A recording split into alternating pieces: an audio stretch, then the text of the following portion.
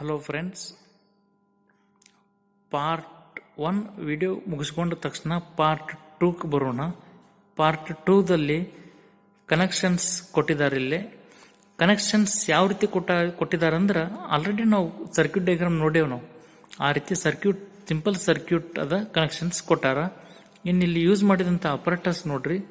Power supply ಅದ ಫಸ್ಟಿಗೆ, next rheostat, next milliammeter, next voltmeter, next heating element and digital thermometer and thermistor. ಇನ್ನು ಫಸ್ಟಿಗೆ ಇಲ್ಲಿ power supply ಅದ. ಪವರ್ ಸಪ್ಲೈ ಒಳಗೆ ನಾವು ಇಟ್ಕೊಂಡಿದ್ದು ವೋಲ್ಟೇಜ್ ಎಷ್ಟೈತಪ್ಪ ಅಂದ್ರೆ ಸೆಟ್ ಮಾಡಿದ್ದು ವೋಲ್ಟೇಜ್ 3.02 ವೋಲ್ಟ್. ಇದು ಎಂಟೈರ್ ಸರ್ಕ್ಯೂಟ್ ರನ್ ಆಗಕ್ಕೆ ಇಲ್ಲಿ ಮಿನಿಮಮ್ ವೋಲ್ಟೇಜ್ ಸಪ್ಲೈ ಮಾಡ್ಬೇಕು ನಾವು. ಆ ಮಿನಿಮಮ್ ವೋಲ್ಟೇಜ್ ಇದು.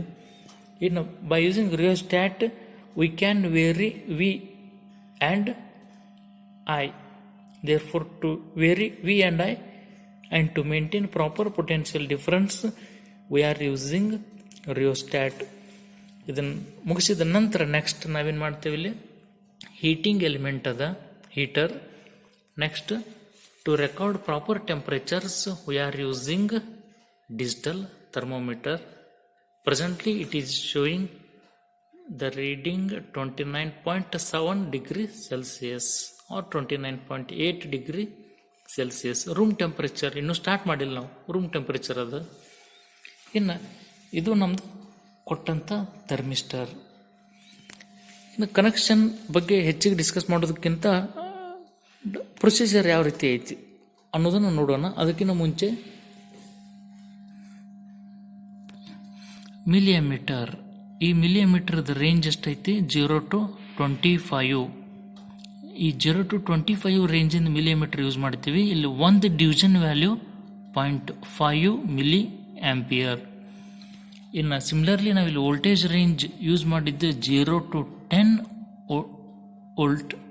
ಡಿ ಸಿ ವೋಲ್ಟ್ ಮೀಟರ್ ಇದೆ. 0 to 10 ವೋಲ್ಟ್ ರೇಂಜಿಂದ ಇಲ್ಲಿ ಒಂದು ಡಿವಿಷನ್ ವ್ಯಾಲ್ಯೂ ಎಷ್ಟಾಗುತ್ತೆ?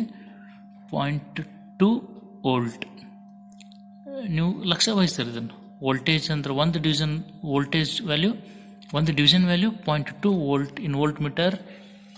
ಇನ್ milliampere each division is equals to 0.5 milliampere. ಇನ್ನು ಎಕ್ಸ್ಪೆರಿಮೆಂಟ್ ಯಾವಾಗ ನಾವು ಸ್ಟಾರ್ಟ್ ಮಾಡ್ತೀವಲ್ಲ ಆವಾಗ ಈ ಥರ್ಮಿಸ್ಟರ್ನ ಈ ರೀತಿ ಡಿಪ್ ಮಾಡುತ್ತಾರೆ ಟೆಸ್ಟ್ ಟ್ಯೂಬ್ ಒಳಗೆ. ಡಿಪ್ ಮಾಡಿದ ತಕ್ಷಣ ಪ್ರಾಪರ್ ಸರ್ಕ್ಯೂಟ್ಸ್ ಆನ್ ಮಾಡಿಕೊಂಡು ಹೀಟಿಂಗ್ ಪ್ರೊಸೆಸ್ ಚಾಲು ಆಗುತ್ತೆ. ಬಟ್ ಇಲ್ಲಿ ನಾವು ಟೆಬ್ಲರ್ ಕಾಲಮನ್ನು ಸೂಕ್ಷ್ಮವಾಗಿ ಗಮನಿಸಿದ್ವಿ ಅಂತಂದ್ರೆ ನಾ ಅಲ್ಲಿ ಏನು ಬರ್ದೀನಂದ್ರೆ ಫಾರ್ ಕೂಲಿಂಗ್ ಅಂದ್ರೆ ಇನಿಷಿಯಲಿ ಫಸ್ಟಿಗೆ ಅಪ್ ಟು 80 ಡಿಗ್ರಿ ಸೆಲ್ಸಿಯಸ್ ಇದನ್ನು ಹೀಟ್ ಮಾಡ್ತೀನಿ ನಾನು. ಥರ್ಮಿಸ್ಟರ್ನ ಅಪ್ ಟು 80 ಡಿಗ್ರಿ ಸೆಲ್ಸಿಯಸ್ ತನಕ ಹೀಟ್ ಮಾಡಿ ಫಾರ್ ಕೂಲಿಂಗ್ ಏನು ಮಾಡಿ ನಾನು ರೀಡಿಂಗ್ಸ್ ತೊಗೊಂಡೀನಿ. ಫಾರ್ ಕೂಲಿಂಗ್ ಯಾಕೆ ರೀಡಿಂಗ್ಸ್ ತೊಗೊಂಡೀನಿ ಅಂದರೆ cooling process is slow process. ಹೀಗಾಗಿ during cooling I can easily very voltage and I can easily take current reading ಅನ್ನೋದನ್ನು ರೆಫರೆನ್ಸ್ ಇಟ್ಕೊಂಡು ಡ್ಯೂರಿಂಗ್ ಕೂಲಿಂಗ್ ವಿ ಮತ್ತು ಐ ರೀಡಿಂಗ್ಸನ್ನು ಈಸಿಯಾಗಿ ನಾನು ನೋಟ್ ಡೌನ್ ಮಾಡ್ಕೋಬೋದು. ಆ ರೆಫರೆನ್ಸ್ ಇಟ್ಕೊಂಡು ನಾನು ಕೂಲಿಂಗ್ ಪ್ರಿಫರ್ ಮಾಡೀನಿ. ಇಲ್ಲಿ ನೀವು ಎರಡನ್ನೂ ಮಾಡ್ಬೋದು. ಇಲ್ಲಿ you can do it for both heating as well as for cooling. For cooling as well as for ಹೀಟಿಂಗ್ನು ನೀವು ಮಾಡ್ಕೋಬೋದು. ನಾನು ಇಲ್ಲಿ ಪ್ರಿಫರ್ ಮಾಡಿದ್ದು ಕೂಲಿಂಗ್. ಹಾಗಿತ್ತಂದ್ರೆ ಏನು ಮಾಡ್ತಾನಿಲ್ಲವ ಅಂದ್ರೆ initially room temperature note down ಮಾಡ್ಕೊಂಡೇವಿ. ಎಷ್ಟಾಯ್ತಪ್ಪ ಅಂದ್ರೆ 28 ಡಿಗ್ರಿ ಸೆಲ್ಸಿಯಸ್ ರೂಮ್ ಟೆಂಪ್ರೇಚರ್ ಅದ. ಆಲ್ರೆಡಿ ನಾನು ಇದನ್ನೇನು ಮಾಡೀನಿ 80 ಡಿಗ್ರಿ ಸೆಲ್ಸಿಯಸ್ ತನಕ ಹೀಟ್ ಮಾಡಿಬಿಟ್ಟೀನಿ. 80 ಡಿಗ್ರಿ ಸೆಲ್ಸಿಯಸ್ ಹೀಟ್ ಮಾಡಿದ ತಕ್ಷಣ ಹೀಟಿಂಗ್ ಎಲಿಮೆಂಟನ್ನು ಆಫ್ ಮಾಡಿದ್ನಿ ಅಂದ್ರೆ ಕೂಲಿಂಗ್ ಪ್ರೊಸೆಸ್ ಸ್ಟಾರ್ಟ್ ಆಗುತ್ತೆ. ಕೂಲಿಂಗ್ ಪ್ರೊಸೆಸ್ ಸ್ಟಾರ್ಟ್ ಆದಮೇಲೆ ಎರಡು ಟೆಂಪ್ರೇಚರ್ ತೊಗೋಬೇಕೀಗ ನಾನು ಇಲ್ಲಿ. ಒಂದನೇ ಟೆಂಪ್ರೇಚರ್ T2 ಅಂತ ತೊಗೊತೀನಿ, ಅಂದ್ರೆ ಹೈ ಟೆಂಪ್ರೇಚರ್. T2 ಕಂಡೀಷನ್ ಗೊತ್ತದ ನನಗೆ, T2 is greater than T1 ಅನ್ನೋದು. ದೇರ್ ಫಾರ್ T2 ಏನು ತೊಗೊತೀನಿ ನಾನು 80 degree Celsius to 81 degree Celsius. ಅಂದ್ರೆ ಈ ಲಿಮಿಟ್ ಒಳಗನ ನಾನು ಏನು ಮಾಡ್ತೀನಿ, ಕರಸ್ಪಾಂಡಿಂಗ್ ವಿ ಚೇಂಜ್ ಮಾಡ್ಕೊತ ಹೋಗ್ತೀನಿ, ಕರಸ್ಪಾಂಡಿಂಗ್ ಐ ಸಿಗುತ್ತೆ ನನಗೆ. ಇದು T2. ಸಿಮಿಲರ್ಲಿ T1 ಎಷ್ಟೈತೆ ಅಂದ್ರೆ in between the range 47 degree Celsius to 48 degree Celsius. ಅಂದರೆ 48 ಡಿಗ್ರಿ ಸೆಲ್ಸಿಯಸ್ ಇದ್ದಿದ್ದು 47 ಡಿಗ್ರಿ ಸೆಲ್ಸಿಯಸ್ ಬರೋಕ್ಕಿಂತ ಮುಂಚೆನ ಆ ಲಿಮಿಟ್ಸ್ ಒಳಗಡೆ ನಾನು ಏನು ಮಾಡ್ತೀನಿ, by using rheostat V vary ಮಾಡ್ತೀನಿ, ಕರಸ್ಪಾಂಡಿಂಗ್ ಐ ನೋಟ್ ಡೌನ್ ಮಾಡ್ಕೊತೀನಿ. ಇದು ಸಿಂಪಲ್ ಎಕ್ಸ್ಪೆರಿಮೆಂಟ್. ಐ ರಿಪೀಟ್, ಯಾವಾಗ ಕೂಲಿಂಗ್ ಪ್ರೊಸೆಸ್ ಸ್ಟಾರ್ಟ್ ಆಗುತ್ತೆ ಒಂದು ಟೆಂಪ್ರೇಚರ್ ಫಿಕ್ಸ್ ಮಾಡ್ಕೊತೀನಿ ನಾನು. For example 80 degree Celsius. ಇಲ್ಲಿ 81 to 80 ತೊಗೊಂಡೆ ನಾನು, ಅಂದ್ರೆ ಆ ಪೀರಿಯಡ್ ಒಳಗೆ ರೀಡಿಂಗ್ಸ್ ತೊಗೋತೀನಿ. ಯಾವಾಗ ಡಿಜಿಟಲ್ ಥರ್ಮೋಮೀಟರ್ ಒಳಗಡೆ 81 ಡಿಗ್ರಿ ಸೆಲ್ಸಿಯಸ್ ತೋರಿಸುತ್ತೆ, 81 ಇದ್ದಿದ್ದು 80 ಡಿಗ್ರಿ ಸೆಲ್ಸಿಯಸ್ ಬರೋಕ್ಕಿಂತ ಮುಂಚೆ ನಾನು ಏನು ಮಾಡ್ತೀನಿ, ಬೈ ಯೂಸಿಂಗ್ ರಿಯೋಸ್ಟ್ಯಾಟ್ ನಾನೇನು ವೇರಿ ಮಾಡ್ತೀನಿ, ಇಲ್ಲಿ ವೋಲ್ಟ್ ಮೀಟರ್ ವೇರಿ ಮಾಡ್ತೀನಿ ನೋಡ್ರಿ. ಯಾವಾಗ ವೋಲ್ಟೇಜ್ ವೇರಿ ಮಾಡ್ತೀನಿ ಕರಸ್ಪಾಂಡಿಂಗ್ ಏನಾಗತ್ತೆ, ಇಲ್ಲಿ ಕರೆಂಟ್ ವೇರಿ ಆಗುತ್ತೆ. ಅಬ್ಸರ್ವ್ ಮಾಡ್ತಿರಲ್ಲ, ಈ ರೀತಿ ವೋಲ್ಟ್ ಮೀಟರ್ನ ವೇರಿ ಮಾಡ್ಕೊತ corresponding current reading note down ಮಾಡ್ತೀನಿ ನಾನಿಲ್ಲಿ. ಯಾವಾಗಂದ್ರೆ during cooling process. Voltmeter readings ಹೆಂಗೆ ವೇರಿ ಮಾಡಿ ನಂತರ ನಾನು 0, 0.4, 0.8, 1.2, 1.6, 2, 2.4. ಇಲ್ಲಿ ವೋಲ್ಟೇಜನ್ನು ನಾನು ಫಿಕ್ಸ್ ಮಾಡ್ಕೊತೀನಿ. ಸಕ್ಸಸಿವ್ ಡಿಫರೆನ್ಸ್ 0.4 ವೋಲ್ಟ್ ಐತಿ. Just by using rheostat 0.4 difference ಇಟ್ಕೊಂತ ವೋಲ್ಟೇಜ್ ವೇರಿ ಮಾಡ್ತೇನೆ. ಕರಸ್ಪಾಂಡಿಂಗ್ ಕರೆಂಟ್ ರೀಡಿಂಗ್ ಸಿಗುತ್ತೆ ನನಗೆ 0, 2, 3.5 ಎಟ್ಸೆಟ್ರಾ. ಈ ರೀತಿ ವೋಲ್ಟೇಜನ್ನು ನಾನು ಬೈ ಯೂಸಿಂಗ್ ರಿಯೋಸ್ಟ್ಯಾಟ್ ವೇರಿ ಮಾಡಿದ್ದಂದ್ರೆ ಕರಸ್ಪಾಂಡಿಂಗ್ ನನಗೇನು ಸಿಗುತ್ತಿಲ್ಲ, ಕರೆಂಟ್ ರೀಡಿಂಗ್ ಸಿಗುತ್ತೆ. ಇದು for T2. Similarly for T1 ಮಾಡೀನಿ ನಾನು 47 ಡಿಗ್ರಿ ಸೆಲ್ಸಿಯಸ್ ತೊಗೊತೀನಿ. ಅಂದ್ರೆ 48 ಡಿಗ್ರಿ ಸೆಲ್ಸಿಯಸ್ ಇದ್ದಿದ್ದು 47 ಡಿಗ್ರಿ ಸೆಲ್ಸಿಯಸ್ ಬರೋಕ್ಕಿಂತ ಮುಂಚೆ ಆ ಲಿಮಿಟ್ಸ್ ಒಳಗಡೆ ಈ ಸೆಟ್ ಆಫ್ ರೀಡಿಂಗ್ಸನ್ನು ತೊಗೊತೇವೆ. ಎಂಟೈರ್ ಎಕ್ಸ್ಪೆರಿಮೆಂಟ್ ನಾನು ಮಾಡಿದ್ದಲ್ಲಿ with respect to cooling process. ಈ ರೀಡಿಂಗ್ಸ್ ರೆಫರೆನ್ಸ್ ಇಟ್ಕೊಂಡು ಅಲ್ಲಿ ಯಾವ ರೀತಿ ರೀಡಿಂಗ್ಸನ್ನು ನಾನು ರೆಡ್ ಕಲರ್ ಮತ್ತು ಬ್ಲೂ ಕಲರ್ ಇಂಕ್ ಯೂಸ್ ಮಾಡಿ ಬರ್ಕೊಂಡೀನಿ. ಇಲ್ಲೂ ಕೂಡ ಗ್ರಾಫ್ ಪ್ಲಾಟ್ ಮಾಡಿ ನೋಡ್ರಿ. ರೆಡ್ ಕಲರ್ ಗ್ರಾಫ್ T1 ಎಷ್ಟಿತ್ತಲ್ಲ ನಮ್ದು 47 ಡಿಗ್ರಿ ಸೆಲ್ಸಿಯಸ್ ಇತ್ತು. Similarly blue colour ink use ಮಾಡಿ ಪ್ಲಾಟ್ ಮಾಡಿನ ಗ್ರಾಫ್ ಅದು T2.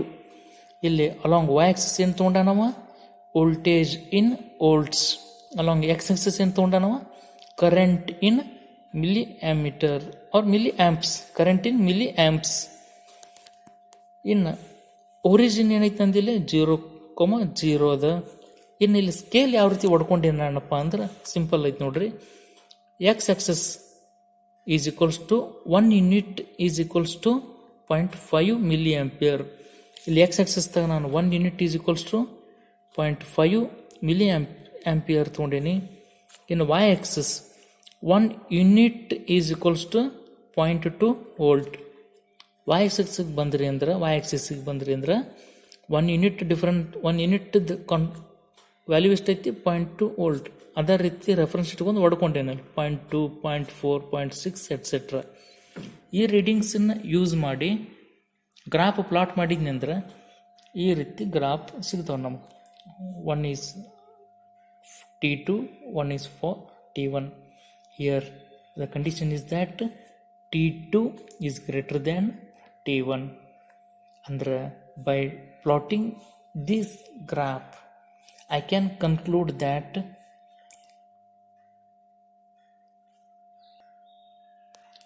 conclude that as temperature increases automatically resistance decreases. These two leads to increase in current. ಇದು ಯಾವ್ದ್ರೊಳಗಂದ್ರೆ ಫಾರ್ NTC thermistors. ಅಂದ್ರೆ in case of NTC negative temperature coefficient thermistor ಒಳಗಡೆ temperature increase ಆಗ್ತಾ ಹೋದಂಗೆ resistance ಏನಕ್ಕತಿ decrease ಆಗ್ತಾ ಹೋಗುತ್ತೆ. ಯಾವಾಗ resistance decrease ಆಗ್ತಾ ಹೋಗುತ್ತೆ ಕರಸ್ಪಾಂಡಿಂಗ್ ಕರೆಂಟ್ ಏನಕ್ಕತಿ ಇನ್ಕ್ರೀಸ್ ಆಗ್ತಾ ಹೋಗುತ್ತೆ. ದೇರ್ ಫೋರ್ ಆದ ಪ್ರಕಾರನೇ ಇಲ್ಲಿ ಗ್ರಾಫ್ಸ್ ಅದಾವೆ, ಒಂದು T2 ಒಂದು T1. ಇದರ ರೆಫರೆನ್ಸ್ ಇಟ್ಕೊಂಡ್ರೆ ನಾನಿಲ್ಲಿ ಯೂಸ್ ಮಾಡಿದ್ದ ಥರ್ಮಿಸ್ಟರ್ ಯಾವುದೈತೆ ಅಂದ್ರೆ NTC thermistor, negative temperature coefficient ಥರ್ಮಿಸ್ಟರ್ಸನ್ನು ನಾವು ಯೂಸ್ ಮಾಡ್ಕೊಂಡೆವು. ಇದಿಷ್ಟು IV characteristics of thermistor experiment. Entire experiment ಒಳಗಡೆ ನಾನೇನು ಸ್ಟಡಿ ಮಾಡ್ತೀವಿ, ನಾನೇನು ಮಾಡೀನಂದ್ರೆ ಅಥವಾ ನಾವೇನು ಮಾಡ್ತೀವಿ ಸ್ಟಡಿ ಅಂದ್ರೆ, how I and V vary with respect to temperature. That is variation of IV characteristics with respect to temperature.